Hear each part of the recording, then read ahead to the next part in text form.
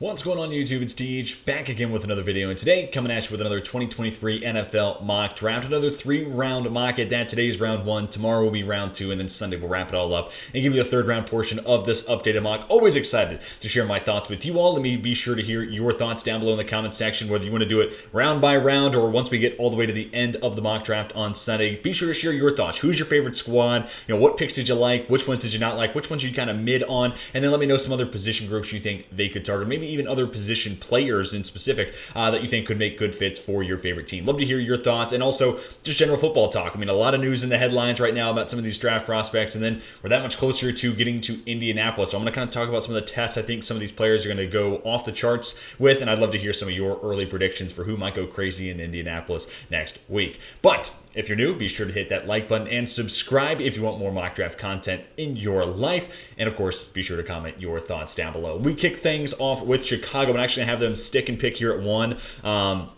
And also, I'm going to have him taking a player that I kind of just want to get out of the way because I don't know what's going to end up happening. But I do think there's more than a 0% chance, which, hey, I know that's really bold to say, but there is more than a 0% chance that the Bears do have to stick and pick at 1. And if they do, I've said it plenty of times before, I think they would take Jalen Carter. Now, I do want to talk about this. This is really tough for me to do because I'm going to be putting this out, when there's more information, hopefully available to the public. Obviously, I'm recording this before you're seeing it. So, obviously, with the headlines of Jalen Carter getting a couple of misdemeanor charges due to the fatal car accident back on January 15th, right after they won their 2nd consecutive national title. Let's start with misdemeanors.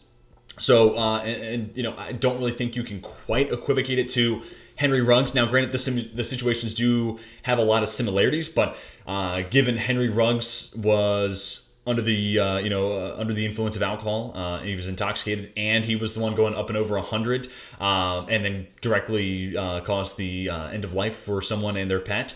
That is an easy, vehicular manslaughter charge. And now, granted, I have to say all this. I am not a lawyer by any stretch, so this is just kind of me trying to piece together and try to gain what information I can.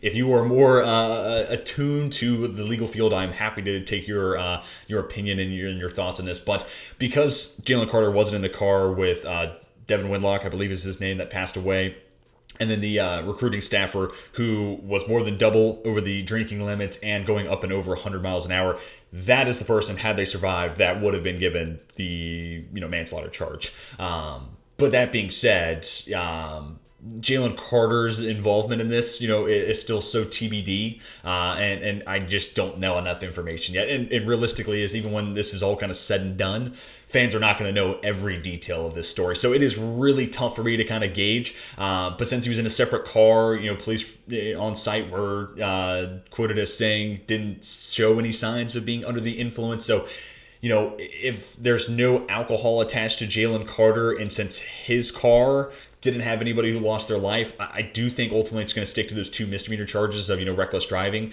and drag racing. So that is a lot easier for teams to be able to sweep on the run. But, I've also heard reports, including a tweet from Albert Breer, who apparently teams were already kind of concerned about Jalen Carter and his attitude and his off the field personality, maybe, if you want to put it for lack of a better phrase. So they were already kind of concerned, and then this muddies the water this much more. So right now I have him going 1 just because I think, this aside, this would be who, if Chicago had to stick and pick at 1, this is who they'd take. This obviously muddies the water a ton. We're talking about how much Brian Brzez's fallen from this top 10 guy, but due to injuries and not being all that polished, he's becoming this, late 1st to 2nd round kind of guy for a lot of people.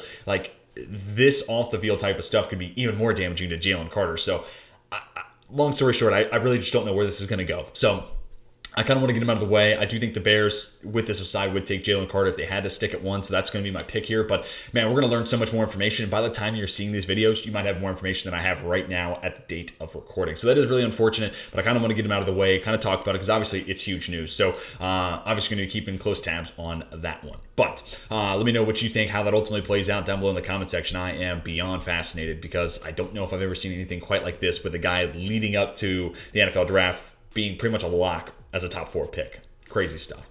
And really unfortunate stuff. Anyways, let's move on to the Houston Texans now. No easy segue, but Bryce Young to the Texans. If you want to piss off fans at a mock draft, give them Will Levis. And last week, unfortunately, that was the Houston Texans. So hopefully this improves the mood of a lot of Texans fans. And I totally understand why. Like, Bryce Young is in a clear tier 1 of his own. As much as I do like Levis and as much as I do like Stroud, and I am really optimistic about what Anthony Richardson can develop in, none of those guys are touching Bryce Young. And obviously, once we get into Indianapolis, his height weight measurements are going to be a huge storyline. I'm going to put my early estimate at 5'10 and a half, 180 pounds on the dot. Maybe he gets up to 185. But that being said, if he comes in at 185, 190, he isn't playing at that. And that's more so what I'm concerned about, or more so putting my focus on here with Bryce Young. Like, yeah, he may be slight, and he may be light, and he may be kind of small, but he is one of the best passers of the intermediate parts of the field, specifically for guys sub 6 foot. And his pocket maneuverability and his escapability inside the pocket and ability to create outside of structure, I think he's going to be just fine. And maybe the weight does give you some concerns about durability and could he have injuries, but he's so slippery. I don't know how many guys are really going to get hands on him because he was so good at that in college. Now, obviously, it's a different beast at the NFL level, but I trust Bryce Young's game, and that's really kind of what I'm banking into. And to me, he is the best quarterback in this draft class by a decent margin. So I feel more than comfortable with him being the first quarterback off the board. And if I'm Houston, I'm not really worried about the weight. Let's go ahead and get this rebuild off the ground. This is the position we've been kind of waiting for. Got our head coach, and now let's go get our quarterback. Let's move on to the Arizona Cardinals here, and this is going to be Will Anderson. I thought about switching Anderson and Carter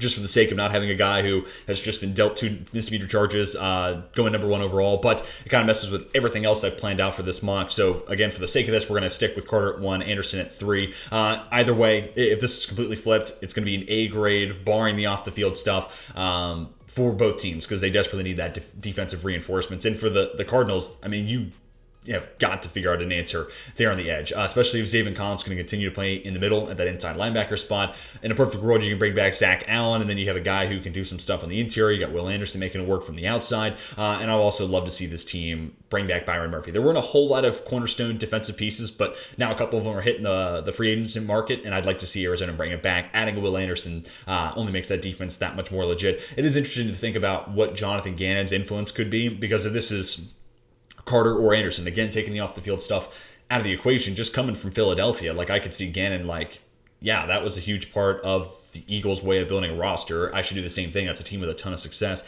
Maybe my focus on the interior, and maybe Will Anderson isn't a perfect fit for what he wants to do. I still buy into the talent, and hey, he's 6'4", 245. He plays the run like someone who's 6'4", 265, and to me, he's by far the most polished pass rusher in this class, but still more room to grow too. Like, that's what's so exciting about it. But that get off on the line of scrimmage is, to me, the best in this class. So there's a lot to be excited about with Will Anderson. If you're the Cardinals, you got to build from pretty much ground zero, especially if you're losing Zach Allen and Byron Murphy with that defense. So definitely, I think the route they should go at 3, that or you trade down and get that much more draft capital in your pocket. Next up is the Indianapolis Colts. This is where I'm going to have Will Levis go, so I'm sure Colts fans will let me hear their displeasure down below in the comment section. That's fine. I understand that I am higher on Levis than a lot, but as much as I like Levis, NFL teams and scouts and evaluators like him that much more because of a quick release, because of the big arm, because of the mobility, because he's played under 2 former NFL offensive coordinators, including one guy who's now back at the NFL level working with the Rams. So, there's a lot of things linking Will Levis to being a potential number 1 quarterback on a lot of teams' boards. And I'm biased towards toolsy, traitsy guys. Josh Allen's number 1 player on my 2018 board, not number 1 quarterback, number 1 player. Thought the Browns should have taken him number 1 that year. And, hey, the way things have played out, I don't know if he would have been as good in Cleveland versus Buffalo, but, one guy is still with the team that drafted him, one guy is not, and that's where I'll leave it at. But nonetheless, I am all for Shane Steichen getting a guy like Will Levis, because he worked his magic with Justin Herbert. He got that much more out of Jalen Hurts, enough to be able to take that team to the Super Bowl with a great supporting cast around Hurts too, of course. So I'd love to see Steichen be able to try to work that same magic with a guy like Will Levis, who has so many of the tools that you're looking for in a franchise quarterback, and a guy I think you can feel comfortable playing day 1. I think that's a big part of why teams like Will Levis too, that comfortability of playing in an NFL offense, being NFL ready, and multiple years as a starter. You compare him versus another project and Anthony Richardson, 2 years versus of being a starter versus just the 1, and you kind of see that rawness in Richardson's game. I think that could be enough to boost Levis here to being the second quarterback up off the board. Seattle's next up at 5. I'm sorry, Seahawks fans. I know a lot of y'all are getting tired with this pick, but Tyree Wilson to me is just kind of the best route that they could go. Him or Miles Murphy makes sense, but that inside-out versatility in a body and an edge that they just don't have right now. Wilson's 6'6", 280. For Murphy, it's 6'5", 275. But we're going to talk about him with the next pick. But, Wilson's just that long-armed, really good run defender, but ability to win with power and arm length. And the Seahawks just don't have that guy right now. Chenna Nwosu and Boye Mafe are both lighter, more speed-based pass rushers, with the Chenna Nwosu's ability to drop back into coverage kind of being a huge part of why teams like him and why I like him as a player. I liked him with the Chargers. But getting a different body type is going to be key there. And plus, once you get in your passing situations, you could have all three of those guys on the field, maybe with the Chenna Nwosu and Boye Mafe working as those edge defenders in that nickel or base four-man front, or nickel or dime, four-man front, and then Tyree Wilson kicking inside to be more of an interior rusher. So I love that flexibility he brings as well. But also a 5-year player in college, 4-year starter, and with Seattle and Detroit, it's really fascinating because these two teams, well, one made the playoffs and one was just outside. And the only reason the Lions didn't make the playoffs is because Seattle won week 18, right? So these two teams picking in the top 6 have a really interesting situation around them right now because they have the ability to go win right now, but also get to pick towards the top of the draft. So I think Seattle and Detroit, for that matter, now granted the Lions pick's not going to totally line up with that, but I do think both teams, if they have their way with it, will want to win now. So that does take us into Lions, and that's why I do think corner at 6 is more than plausible here for Detroit, but I did want to mix it up again. I'm not trying to have you watch the same video week in and week out, so I'm going to go Miles Murphy here, inside-out versatility. I think right away gives you an immediate reinforcements as a run defense, and Seattle, just like Detroit, both those teams had their woes stopping the run last year.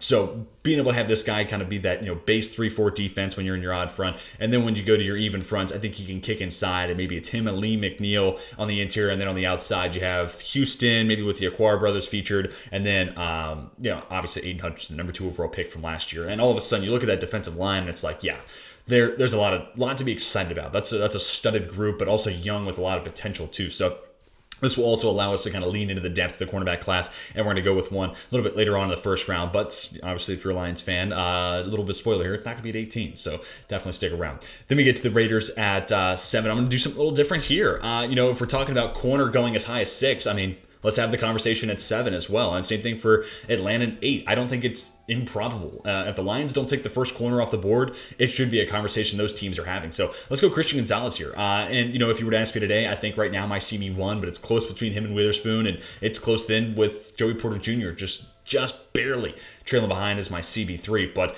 this team desperately needs help in the secondary. Did you watch the Raiders' pass defense last year? Let's get Nate Hobbs some reinforcements. And in a perfect world, we could have Hobbs slide back into the nickel and then maybe re-sign Rocky Ya-Sin for cheap. Christian Gonzalez can maybe be that clear-cut number 1 corner. And let's give Patrick Graham a fighting shot. And he's a DC that mixes it up a ton in coverage. And I think that's the best way to utilize Gonzalez's skill set. A guy who can be a man-press corner, but also could be a fantastic zone coverage corner as well. So really like the fit there for Gonzalez in specific. And obviously the Raiders, that's a huge need. Then we get to the Falcons, and you hear Terry Fontenot talking up some of the players that he likes, and Trevor Sikkema from Pro Football Focus, I think, kind of linked all the dots together, and I think Brian Branch makes a ton of sense. I've done this in a couple of mocks. I think I did it last week, and I'm going to do it again this week. You add this guy as that nickel defender, but also high-level run defender. So don't think of this just as like, hey, we're going to get an upgrade at slot corner in regards to coverage, a guy who's pretty good in man and zone, which if you're Atlanta, that's a big bolster to your defense, but also a really creative guy you can mix into your defense as a blitzer. And then, again, high-level tackler. Only 4 missed tackles during his time at Alabama. So this is a guy who can contribute across the board. Blitzing, run defense, and obviously in pass coverage as well. And I don't think if you take Branch here at 8, that takes away from you adding an outside corner later on, which is what we're going to do in the round 3 video. So it's going to be defensive heavy here for Atlanta. Last week I went tight end in the second. This is going to be slot corner, strong safety hybrid here in Brian Branch, who to me is just outside that blue chip tier. And then we're going to go edge tomorrow and then follow it up with an outside corner on round 3 on Sunday. So going to be defensive focus here for the Falcons, which if you're an Atlanta fan, I don't think you are going to hate me for that. Let me get to Carolina at 9. Easy pick here. CJ Stroud is one that I end up finding myself having happen more and more. But for Carolina, this is probably the best case scenario. Have one of those top 3 quarterbacks fall into your lap at 9. Don't have to give up the extra draft capital, and you still get that opportunity to get that future franchise quarterback paired up with Frank Reich. It doesn't get much more made in heaven than that. Like, this is picture perfect. Now, I do think they could be a little more proactive, maybe, and just move up to 5 or 6 to be able to ensure they're going to get one of those top 3 guys, because this could get weird. Like, I don't know, this draft could get kind of strange, especially if Rodgers doesn't end up in Vegas, they become a contender. Maybe Atlanta starts to look at quarterbacks, even though I'm singing the praises of Brian Branch, right? So this could become an interesting draft. So I could see them want to move up from 9 into the top 5, top 6, just to ensure their potential of getting one of the top 3 guys. But they could also stick and pick in here at 9. And the way the board played out, they still get one of those top 3 quarterbacks and get to keep the other draft capital, which, again, I think that's the perfect situation if you're a Panthers fan. Then we get to the Eagles at 10. Let me go Lucas Van Ness here. A guy who, depending on what mock you're watching, can go anywhere from, 8 to the early 20s. But I do think he ends up finding himself in that 8 to 15 range. Flexible guy across the defensive line, 6'4", 290. He played inside at Iowa, but I think, to me, more so suited as a 3-4 D end, or for Philadelphia, that 4-3 defensive end, maybe with flexibility to kick inside and pass situations. But this is just a team that always prioritizes that trench play, right? Offensive line, defensive line. So I'd like to see them take a swing of the bat at a guy who, one of the younger edge rushers in this class, redshirt sophomore, and has a ton of bend, but also a great get off and turns that speed and explosiveness at the line of scrimmage into great power. So love to see them get their hands on this type of guy. And honestly, with his ability to play with power, kind of feels like a perfect Brandon Graham replacement long term. So I also think it kind of lines up with the timetable the Philadelphia Eagles are on. Next is the Tennessee Titans, and we're going to go Paris Johnson Jr. here. It's been pretty much off the tackle the entire cycle for me when it comes to drafting for the Titans. And I mean, they cut Taylor Lewan. You got to replace Dennis Daly. Need I say more? And Paris Johnson Jr. to me is the best offensive tackle in this class. I love to continue to buy in to him as a first-year starter at left tackle last year at Ohio State. Looked great, 6'6", 315, great footwork, 2-year starter. So played at multiple positions too. I think that's something that should entice teams, right? The Buckeyes are trying to find creative ways to get Paris Johnson Jr. on the field. That signals to me he must be a really good football player, and I want really good football players on my squad, right? But for Tennessee, I think this is plug and play, upgrade at left tackle, and I think he's such a good athlete, right? And honestly, 1-year starter at left tackle, to me, he's pretty polished as a pass protector, but considering he is a good mover, I think he fits in with kind of that Mauler mentality. I've kind of slotted Broderick Jones in here because he kind of fits that play with strength. We're going to, throw people in the dirt and laugh at them while they're down, that kind of mindset that feels like it lives in Tennessee. I think Paris Johnson Jr. is more than capable of that. So I don't think he's soft. I don't think, like Charles Cross last year had concerns about him being a high-level run blocker because he comes from that air raid system. They're mostly focused on pass protection. I don't think Paris Johnson Jr.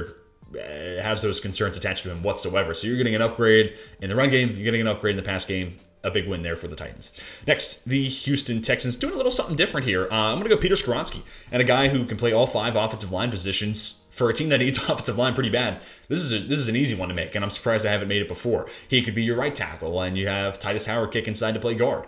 He could be your right guard of the future. He was recruited at Northwestern to play center. If you feel like that's a worthwhile addition at 12, then okay, I can't knock you for it. But I'm kind of thinking that I think Titus Howard's a little bit better at tackle, so I'd like to see if he could, stick at that right tackle spot. Maybe Skoronski's kicking inside to play guard for a little bit, but I could also see where he's the right tackle, and then you're going to give Howard another shot there on the inside. So no matter what way it breaks for Houston, whatever they want to do under DeMeco Ryans, Peter Skoronski's got a way onto the field. And honestly, new coaching staff, they might not be wanting to keep Howard around in general. And who knows? I mean, we've been going on years now where Larry McTunsell continues to be a trade candidate. So this could be your left tackle of the future, it could be your right tackle of the future. And I think that's what's so exciting about Skoronski. Because he can play anywhere on the O-line, you're getting a guy that's going to be with you for at least his rookie contract, being able to be a starter. So that's got to be really exciting if you're a Texans fan. Next, the New York Jets. And we're going to have the completion of this three-man offensive tackle run with Broderick Jones going 13 here to the Jets. I mean, I don't necessarily think it's totally plausible that 3 straight tackles come off the board, but you kind of look at where the value lines up for those 3 guys.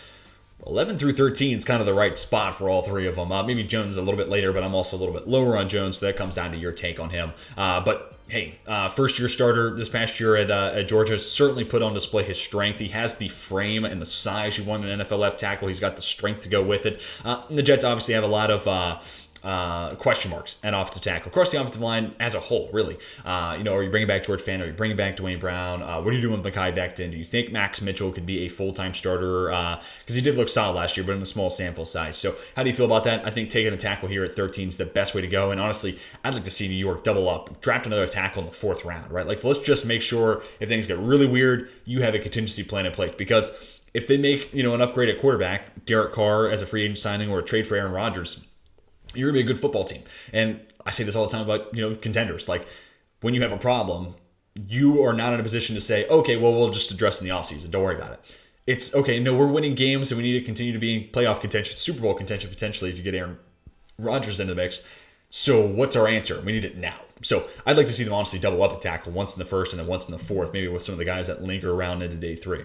Next, the New England Patriots. I'm going to go back to what I think would be my favorite pick for New England, Quentin Johnston. Because I think, we'll see what ends up happening with Devontae Parker, and if they can bring back Jacoby Myers and draft Quentin Johnston, okay, cool. Let's really give Mac Jones a great ecosystem around him. But just going wide receiver in the first round, where Bill Belichick has had a spotty track record, I know deters a lot of Patriots fans, but I think this is, if you get the opportunity to take the first receiver off the board, I jump at it if I'm New England. And in one offseason, you get a clear-cut future number 1 wide receiver for Mac Jones, and you made the biggest coordinator leap on the offensive side, at least, of any team this year, going from Matt Patricia to Bill O'Brien. Like, those two moves coinciding with one another signals that this team is going all in for Mac Jones to see, can he be a guy we give $40+ million a year to once he wants his second contract? And that's a question you need to have an answer to. So I am totally here for New England going all in on that ecosystem, trying to give Mac Jones a fair shot. And I think Bill O'Brien was a huge first step. Now let's go ahead and get that number 1 wide receiver. And especially if you can be the team that dictates the first guy off the board at that position, I'd jump all over it and I'd take Quentin Johnston. He is my wide receiver 1. Next, Green Bay Packers. I'm going to go Nolan Smith here. And this would make it now 4 consecutive first-round picks if the Packers did this that were all Georgia players. You have Eric Stokes, Devontae Wyatt, and Quay Walker over the last 2 years. And then if you took Nolan Smith here, you'd be getting a team captain from the Bulldogs who, obviously played with those guys, but also highly touted recruit, high-end athlete, and a guy that, if not for the injury, like, who knows what his stock would be at if he, goes out there and tears it up against TCU in the college national championship, right? Or has a great 2-game stretch in the college football playoff entirely, right? So him and Garrett Williams, who we'll talk about a little bit later on in future videos in this mock, but it's tough when you're trying to project these guys who should be going higher than they are, but a season-ending injury. Like, who knows what that second half of the year could have entailed. But at this point for Green Bay, yeah, he may not be a polished pass rusher, but you're getting a high-end athlete, a guy who was seen as a highly touted recruit, and a team captain. I think that character and that moral can go a long way. And I think if you're Green Bay, if there's a spot for Nolan Smith to go to develop as a pass rusher, this is one of the best landing spots for him. He's 6'3", 235, but it's insane. He plays the run so much better, kind of like Will Anderson, where it's like, yeah, he's a little light, but that dude just knows how to shoot gaps, fill lanes, and can chase down a ball carrier from behind, too. So he brings a lot of different skill sets to when it comes to being a run defender. So like Nolan Smith at 15 to Green Bay, and it does allow you to open up the door in a year's time to move on from Preston Smith, replace one Smith with another, and get a lot cheaper there working against the salary cap. Next, Washington Commanders, Joey Porter Jr., I think is going to be my pick here. Really, and part of this is just to switch up the order of the cornerbacks I have coming off the board. The last couple of mocks, it's been Witherspoon, it's been Gonzalez, then Joey Porter Jr. I think it's between those three, there's going to be a lot of variations depending on who you ask. Right now, I think I'd go Gonzalez, Witherspoon, Porter Jr., but there have been plenty of videos where I'm talking about, I think right now I'd go Witherspoon over Gonzalez, then Porter Jr. So it kind of changes in my mind day by day, but I think Joey Porter Jr. is the perfect fit for Jack Del Rio's cover 3 heavy defense. And part of that is because he may not be as gaudy of an athlete as Christian Gonzalez. I still think he's going to test out good. And honestly, at Indy, I am so excited to see this cornerback class. To me, it's the best position group in this class, and I think there's so many star-studded athletes in this group that they're about to tear. They're going to tear it up. They're going to steal the show at the combine, in my opinion. So I think Joey Porter Jr. will test pretty good. Maybe not Christian Gonzalez level of awesome or Keely Ringo levels of awesome, but I still think he's going to have a good showing, and I think that does give teams a little bit more comfort of fitting him into some more man coverage. But that being said, long arms, 6'2", and I think again going to test pretty well at Indianapolis. So I think he becomes a really nice fit for that cover 3 heavy defense in Washington, and a guy who's gotten better year over year, which is something obviously you love to see if you're going to make that pick in the mid-first round. Next, Pittsburgh Steelers, we're going to have Devon Witherspoon come off the board. Like I said, for a while he's been my CB1, maybe now teetering to CB2, which I know, like a huge fall there for Witherspoon. But nonetheless, Pittsburgh has got to figure out this cornerback room moving forward. Sure, it could be offensive line, but we're going to address that with the first pick of tomorrow's video, where I think they have a really sweet position value value, reach a sweet spot in the draft and nab that position and get some good value. I don't really love the guys available here at 17 in comparison to who I could get at 32. But Witherspoon kind of gives you that opportunity to draft a CB1 right here in the middle of the first round. And again, I think it's the best position group in this class. So I'd love to see Pittsburgh take a swing at the bat and attack that strength in this year's class. Next, the Detroit Lions. And this is going to be where we have our first trade of the mock. Again, I've been doing a lot of trades for one, but today want to change it up a little bit. But we're going to have Detroit slide back from 18, and they're going to trade places with the New Orleans Saints. Look, the Saints are always a team that's looking to play it aggressive and go out there and make a splash move. Now, unfortunately, I had to give up like picks back.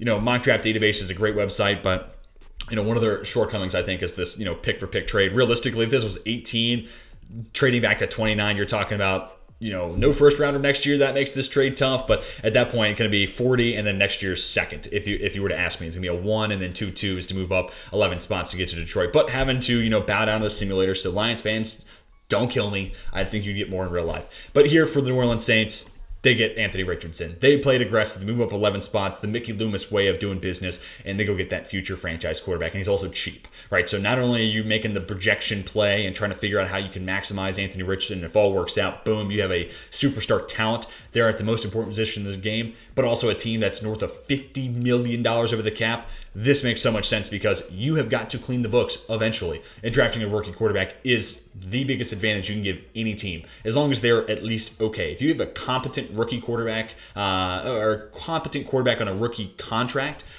you become a dangerous team. I mean, that's why like Mac Jones, like the Patriots should be going all in. Even if Mac Jones isn't a superstar, when you have that cheap quarterback, you can do so much to improve that roster and make for a great situation around them. And if you're New Orleans, like this is the perfect way to get out from the red. So love to see this type of aggressive move. Now, granted, the Saints have, moved up so many times that they're already super light on capital. So I don't know if this is really something they could pull off, but if they did make this move, it makes me feel that much better about their cap situation moving forward. Plus, I'd be super excited to see what they could potentially do with Anthony Richardson, an offense that already features Alvin Kamara and Chris Olave and a pretty good offensive line in front of them. So I'd love to see the Saints play it aggressive and make this type of move.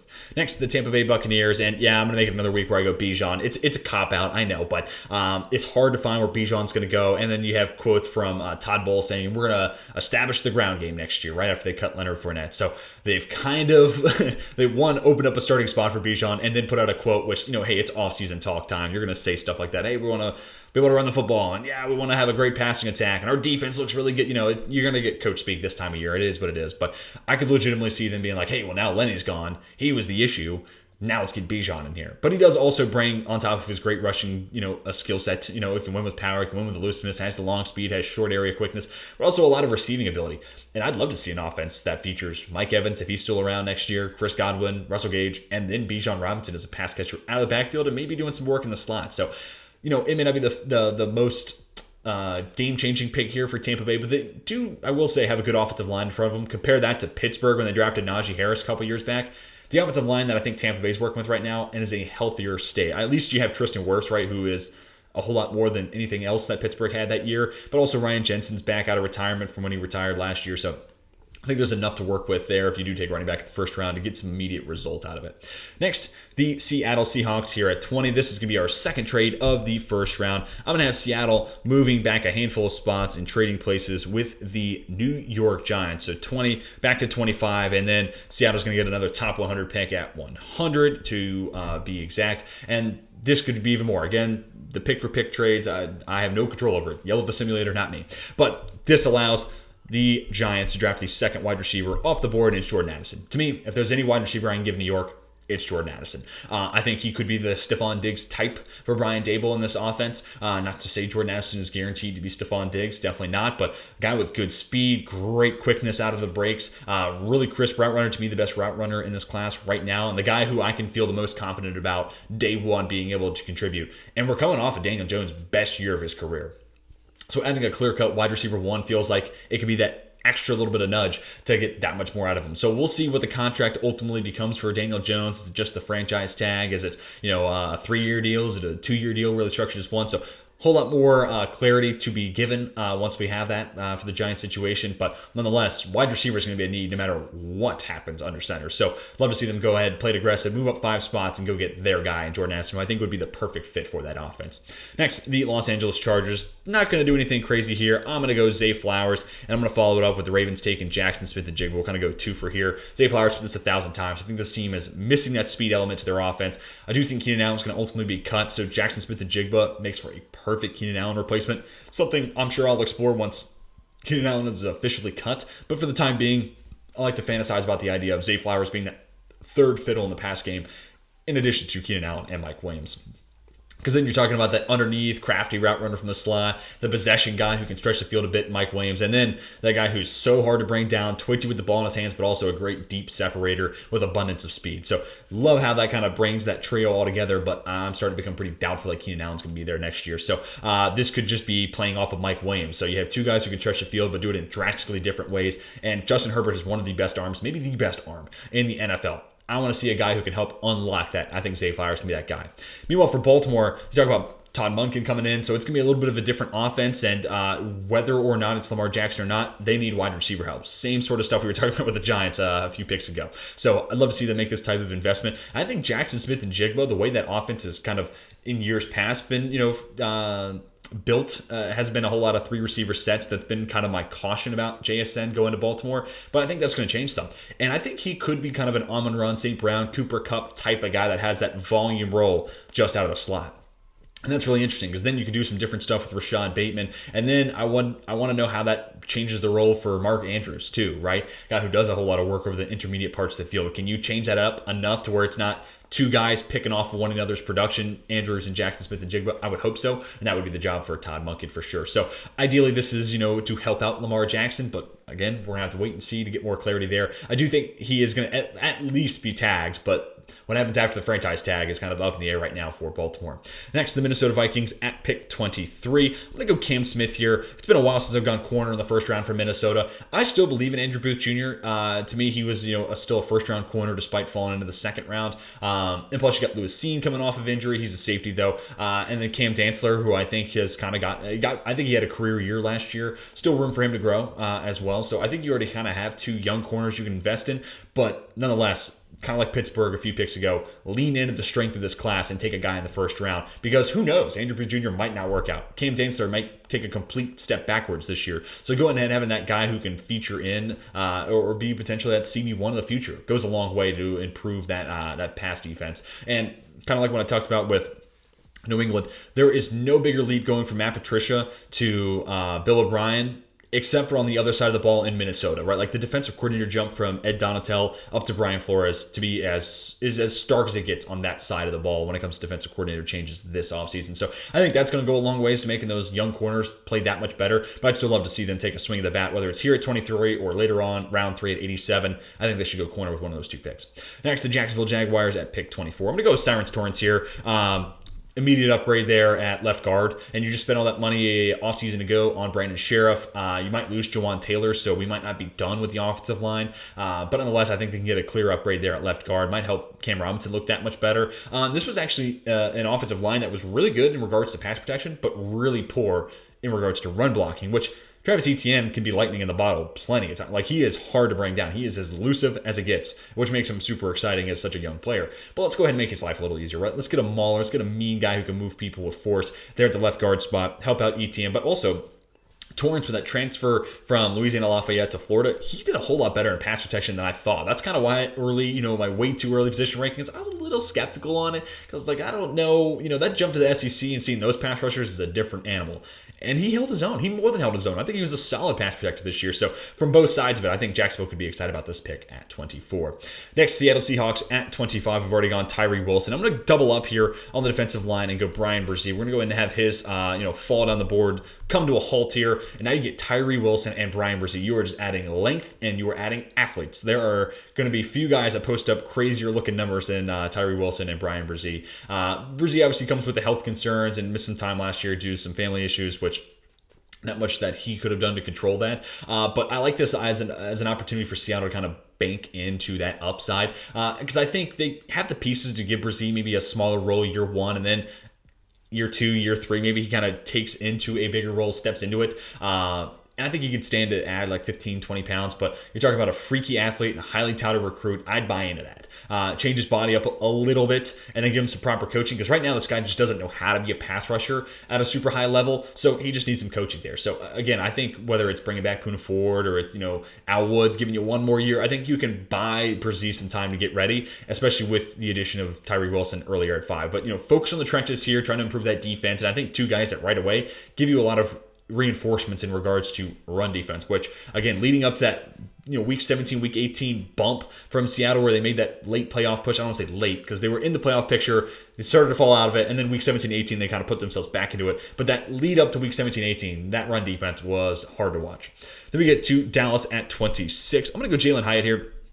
I think this pick is certainly plausible here. Get that speed element, get that full-time T.Y. Hilton role kind of filled, and a guy who can play inside and out, which I think is fun. I'd like to keep CeeDee Lamb in the slot as much as I can, but I think Hyatt gives you the flexibility to kind of move both those guys based on whatever formation you're running or whatever matchup you're trying to exploit too. I think that's a big component of it as well. But that over-the-top speed element will also improve the underneath work of CeeDee Lamb, whoever the tight end of the future is going to be. Tony Pollard's a pass catcher. It really just kind of stretches the field and opens it up, kind of like what Deshaun Jackson was doing throughout his various stops in his NFL career. That ability to move safeties back 5-10 yards because you're on the field as well does a whole lot to open up. Will Fuller is another great example. You look at like the on-off splits for Deshaun Watson and other quarterbacks that have gotten to play with Will Fuller.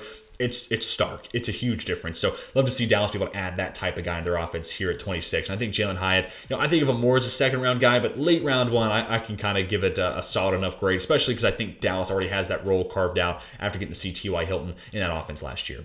Next, the Buffalo Bills. I'm going to do something a little different. I'm surprised I haven't done this yet, but with Tremaine Edmonds being a free agent, no guarantee to get him back, and considering he's coming off a career year, he was drafted at like 19 or 20, and he's going to be like 25 next season. So he's one of those guys that, for a while I've been saying like, hey, you got to be patient with Tremaine Edmonds because he was drafted so young that it's almost like an NBA player where you'll see moments of it when they're 19, 20, and 21, but it's not till they turn 23, 24 that they take that step forward and become a superstar. And I'm not saying Tremaine Edmonds is a superstar per se, but he is coming off the best year of his career, hitting the market in his mid-20s at a position that there's not a whole lot of other high-level names, not a lot of superstars out on the market this offseason. So I could totally see Tremaine Edmonds fetching a bag, and the Bills might not be able to match that. So I could see linebacker being the position of focus on top of interior offensive line and maybe the secondary as well. And I think 27, this is kind of when we get in that window of where I think Trenton Simpson, Drew Sanders could come off the board. I think of them best as guys that should go 30 to 50, but 27 isn't too far outside that window to where I can get down with Trenton Simpson going to the Bills and being that Tremaine Edmonds replacement. Also, him, Matt Milano, oh my God, the coverage capabilities and that zone-heavy defense, that's fun. And I'm sure that'd make Sean McDermott very, very happy.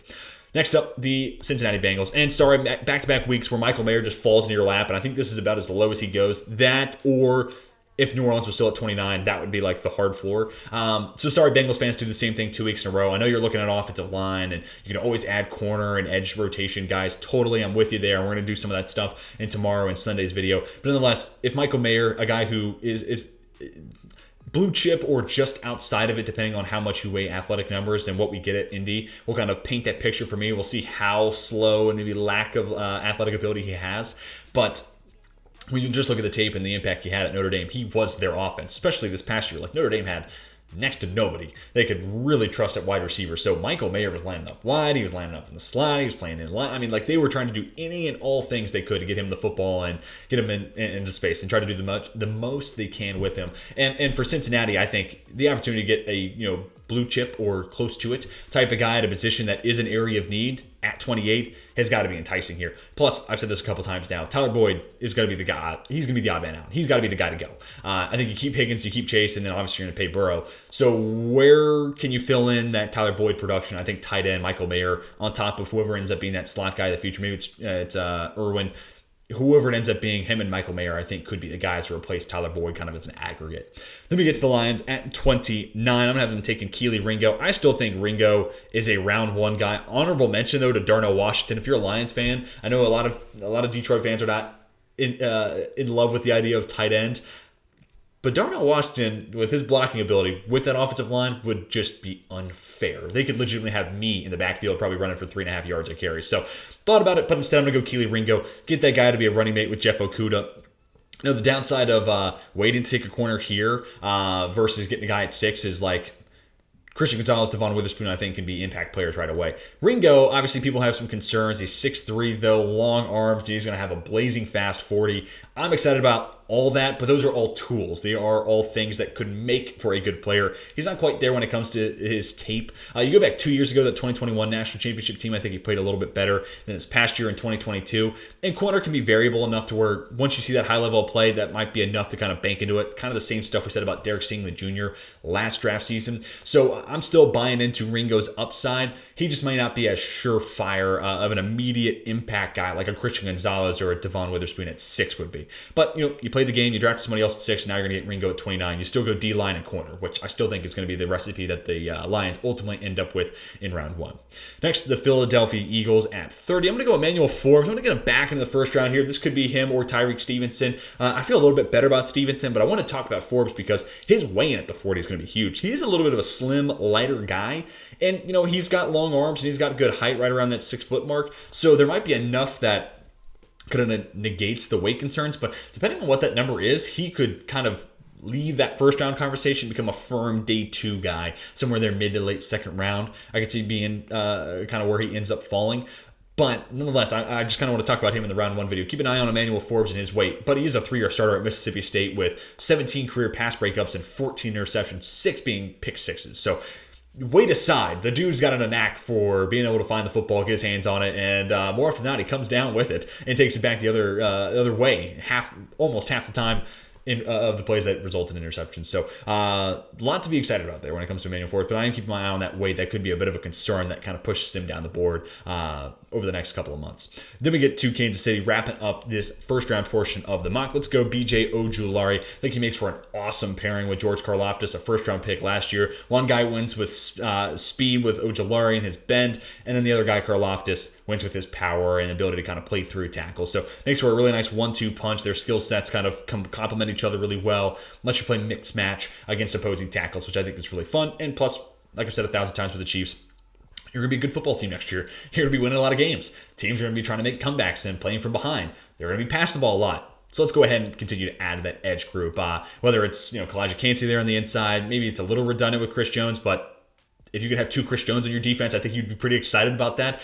Or if it's at edge, however you get that pass rush, I'm totally here for it for the Kansas City Chiefs. But that is going to do it for the round 1 portion of this updated mock draft. Also, I want to hit on one note. I'm going to make sure I note this at the top of tomorrow's video. But if you're still with me and want to hear me talk more mock draft content, be sure to check out a link down in the description. Just was on a podcast with actually a subscriber of this channel. I really love being able to interact with y'all. So I was on the Two Old Guys Yelling podcast, and we got to talk about a dueling mock draft. We did a lot of fun stuff. We did a little bit more unconventional picks and some crazy trades in there, but I think it makes for a really fun exercise, and it's not like your standard, oh, this is Todd McShay doing a mock draft and it's pretty chalk, or here we go, this one's normal. I've seen this mock draft 1,000 times. No, I promise you, this mock draft is far different than anything I've even done on my channel. So definitely go check it out. Again, the link is in the description. But that is going to do it for the round 1 portion of this mock draft. Be sure to leave me your thoughts down below in the comment section. Who's your favorite team? Did you like the pick? Did you not? Were you kind of mid on it? And explain why, because I'd love to hear your feedback down below in the comment section. But if you enjoyed, subscribe if you're new. Be sure to come back tomorrow for the round 2 video. Until then, though, my name is Tej,